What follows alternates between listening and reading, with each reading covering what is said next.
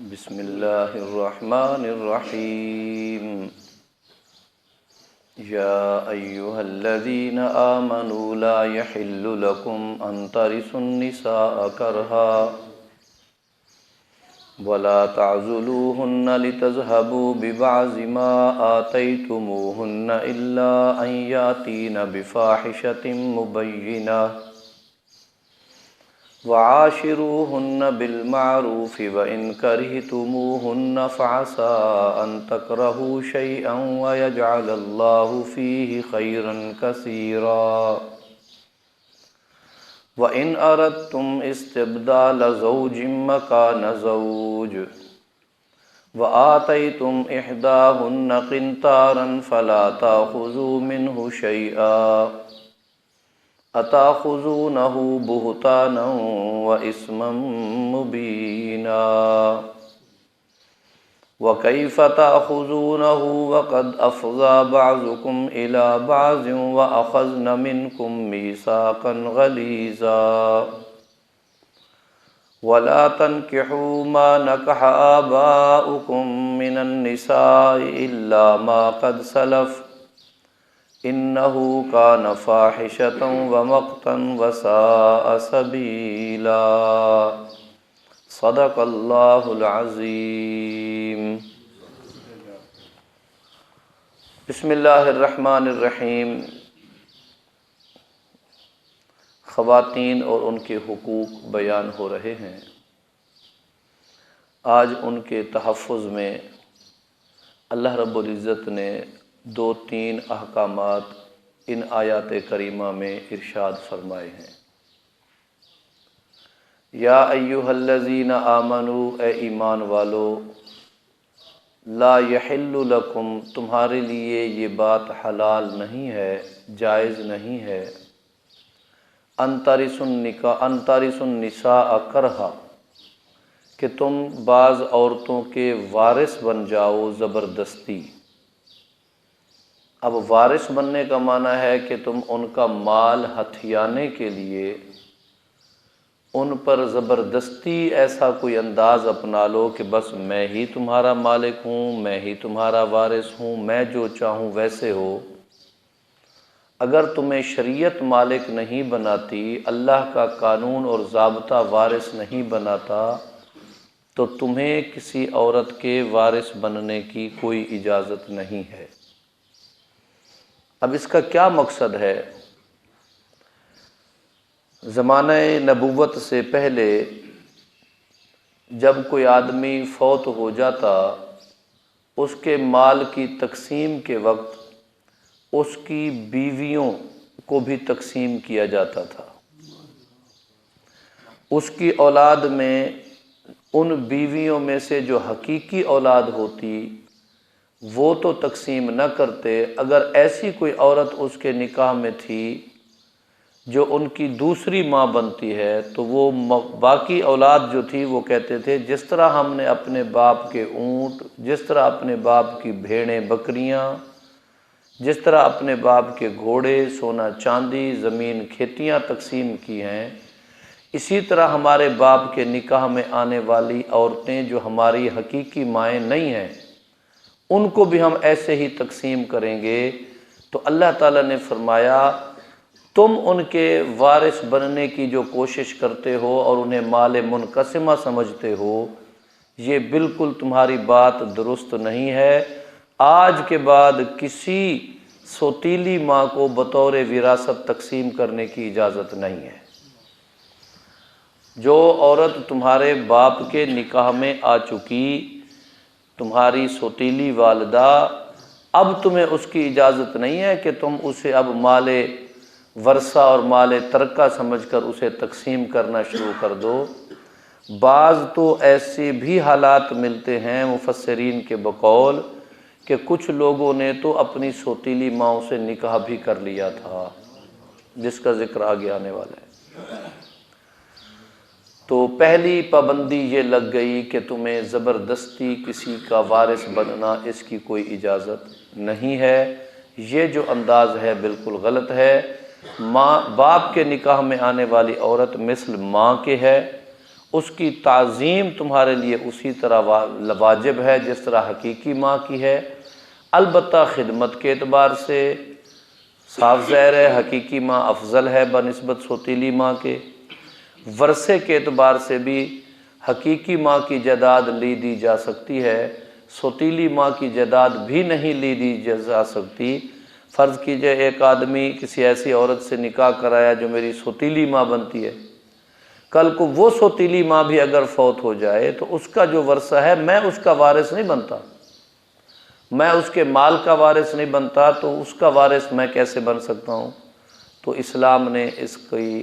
اس شک کو معطل کر دیا جو زمانہ اسلام سے پہلے کفار میں رائج تھی۔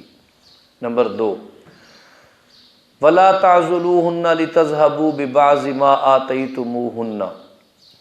اچھا، اگر تم میں سے سوتیلی ماں کے علاوہ دیگر کسی عورتوں کے وارث بن گئے، مثلا چچا کی بیٹیاں ہیں، اب ان کے حقیقی بھائی نہیں ہیں، چچا فوت ہو گئے، اب ہم صاف ظاہر ہے چچا کے بیٹے جو تھے وہ اس کے وارث بن گئے، یا اسی طرح پھپھی کی ہیں یا دیگر کوئی عورتیں ہیں، اگر تم ان کے وارث بن گئے ہو تو ولا تعضلوہن، اب ان عورتوں کو روکو مت، یعنی وہ اگر کہیں نکاح کرنا چاہتی ہیں، اپنا گھر آباد کرنا چاہتی ہیں، تو تمہیں ان کے روکنے کی کوئی اجازت نہیں ہے۔ اس لیے روکتے ہو نا، لِتَذْهَبُوا بِبَعْضِ مَا آتَيْتُمُوهُنَّ، کہ جو کچھ ان کو ورثہ ملا ہوا ہے یہ اگر نکاح میں کسی اور کے نکاح میں چلی گئیں تو پھر ان کا ورثہ بھی، ان کا مال بھی تو ساتھ چلا جائے گا۔ تمہیں پتہ ہے وہ اپنے باپ کی صرف بیٹیاں تھیں، بیٹا تھا نہیں، ورنہ وراثت کا قانون تو وہاں عجیب تھا کہ صرف بیٹا ہی وارث ہوتا تھا، اور بیٹا بھی وہ جو گھڑ سواری جانتا ہو، جو تلوار چلانا جانتا ہو، جو میدان میں جا کر لڑنے کا ڈھنگ سلیقہ جسے آتا ہو۔ چھوٹے بچے بھی محروم، بیٹیاں بھی محروم۔ اب کوئی ایسا شخص فوت ہو گیا، اس کی صرف بیٹیاں ہی ہیں، تو صاف ظاہر ہے اب تو کوئی اور چارہ ہی نہیں اس کے مال کا اس کی بیٹیوں میں تقسیم کیے بغیر۔ اب ان بیٹیوں کے جو وارث بننے کی کوشش کرتے تھے یا بنتے تھے، وہ ان کا نکاح کہیں نہیں کرتے تھے۔ کیوں نہیں کرتے تھے؟ اس لیے کہ لِتَذْهَبُوا بِبَعْضِ مَا آتَيْتُمُوهُنَّ، کہ تم نے جو کچھ ان کو دیا ہوا ہے، جو ورثہ ان کے پاس ہے، تم چاہتے ہو اس میں سے لے لیں۔ اگر وہ مال تمہیں نہ دیں تو تم انہیں روکے رکھتے ہو، ان کا نکاح تک نہیں کرتے، تو یہ اور بری بات ہے۔ ان کو روک لینا اسی نیت سے کہ ان سے لالچ وابستہ ہے، یہ تو قطعاً درست نہیں۔ سچی بات یہ ہے آج بھی ایسے کئی مجرم شریعت کی خلاف ورزی کرنے والے موجود ہیں جو اپنی ان عزیزاؤں کے نکاح اس لیے نہیں کرتے کہ وہاں سے انہیں خطیر رقم، مالی مفادات ایسے آ رہے ہوتے ہیں، ان کا گمان یہ ہوتا ہے بلکہ کہ بھی یہ ہم نے اگر ان کی رخصتی کر دی، ان کو بھیج دیا، ہاتھ پیلے کر دیے، تو ہمارے پاس آنے والی وہ آمدنی جو ہے وہ ضائع ہو جائے گی، وہ ختم ہو جائے گی۔ تو ایسا کرنا بھی تمہارے لیے قطعاً جائز نہیں ہے۔ الا ان یاتین بفاحشۃ مبینہ، ہاں اس صورت میں کہ اگر انہوں نے کوئی ایسی فحش حرکت کی ہو کہ وہ فحش حرکت واضح ہو اور ناقابل برداشت ہو،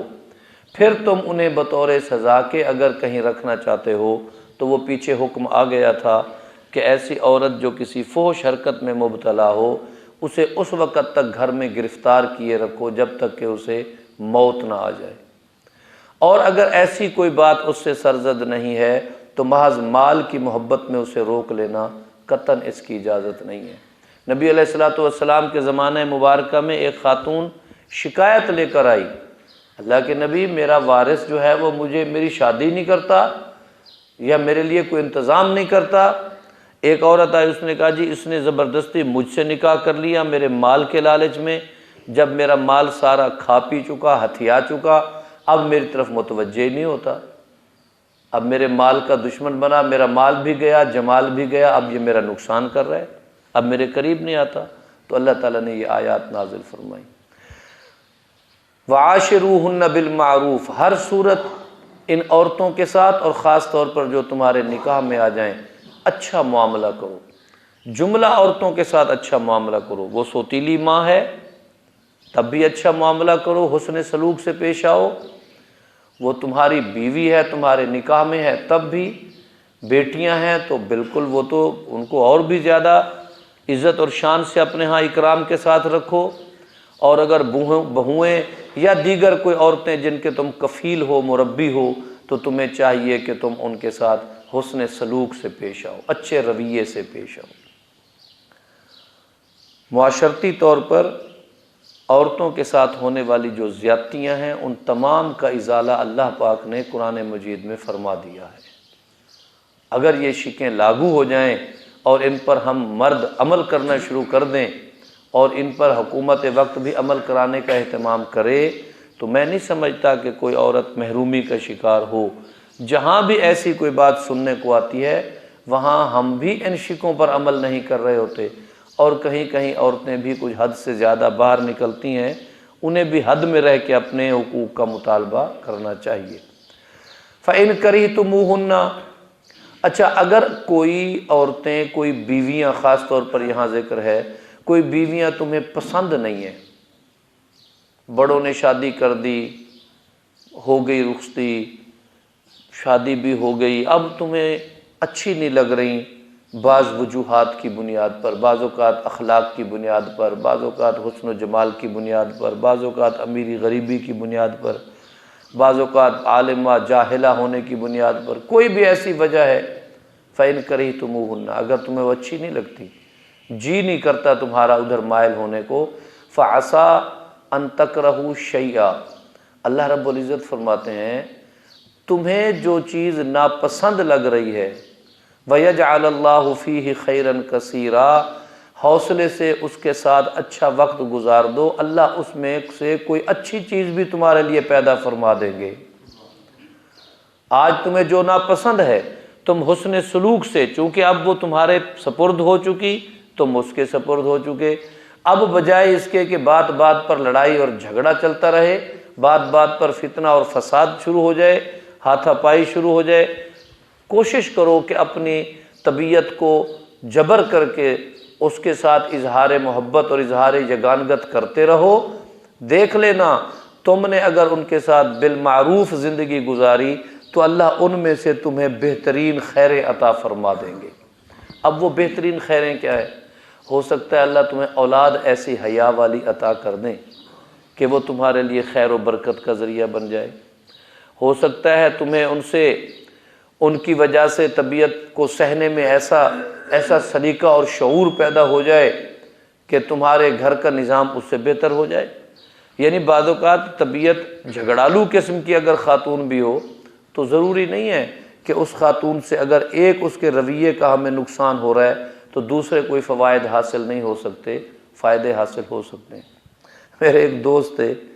میں ان کے ہاں ایک دن صبح گیا تو وہ فرما رہے تھے ناشتہ میں نے اپنا ابھی خود پکایا ہے اور کھایا ہے، میں نے دفتر بھی جانا ہے، اگر آپ کو جلدی ہے تو آپ کا ناشتہ پکا دوں۔ میں نے کہا پکا دوں کا کیا مقصد یار، بھابھی ہماری نہیں ہے، گھر میں عورتیں نہیں ہیں، ناشتہ تو کیوں پکا دے؟ اس نے کہا یار میرے پھپھولے نہ کر، زخموں کے پھپھولے چھیڑ مت، روٹی کھاونی ہے تو کھا، اگر تماشا نہ بڑھا۔ میں حیران ہو گیا، وہ نشست تو ہماری چلی گئی جیسی کیسی چائے وائے پی کے، پھر میں اس سے ملا، اس نے کہا سچی بات یہ ہے انتہائی بد سلیقہ جھگڑالو عورت سے میرا واسطہ ہے، میں صبر سے وقت گزار رہا ہوں۔ میں نے کہا بچے کتنے ہو گئے؟ کہنے لگا کوئی 4-5 ہیں ماشاءاللہ۔ میں نے کہا میاں تو